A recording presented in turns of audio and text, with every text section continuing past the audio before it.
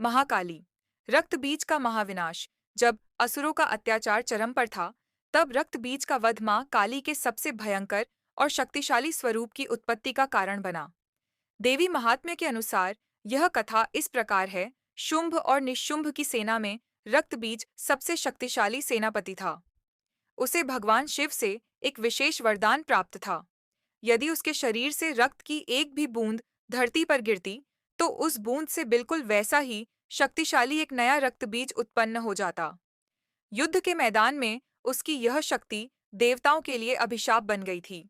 जब देवी दुर्गा, अंबिका और सप्तम मातृकाओं ब्राह्मणी, वैष्णवी, माहेश्वरी आदि ने रक्त बीज पर प्रहार किया, तो उसके घावों से हजारों बूंदें गिरीं।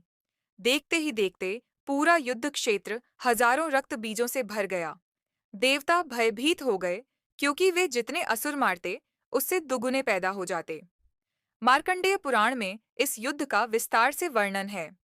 स्थिति को नियंत्रण से बाहर देख देवी दुर्गा ने अपनी भ्रकुटी आईब्राउज को सिकोड़ा। उनके माथे के क्रोध से काले रंग की देवी काली प्रकट हुईं। उनका स्वरूप अत्यंत डरावना था। वे नरमुंडों की माला पहने हुए थीं। उनकी आंखें लाल और जीभ बाहर निकली हुई थीं। उनके हाथ में खप्पर, प्याला और विशाल तलवार थी। देवी दुर्गा ने काली से कहा, हे चामुंडा, तुम अपना मुख विस्तार करो और मेरे शस्त्रों से गिरने वाले रक्त को अपने मुख में ही झेल लो।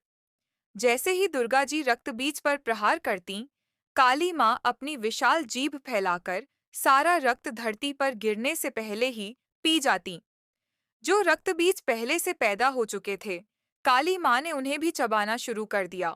अंततः रक्त बीज के शरीर में रक्त की एक बूंद भी नहीं बची और वह शक्तिहीन होकर गिर गया।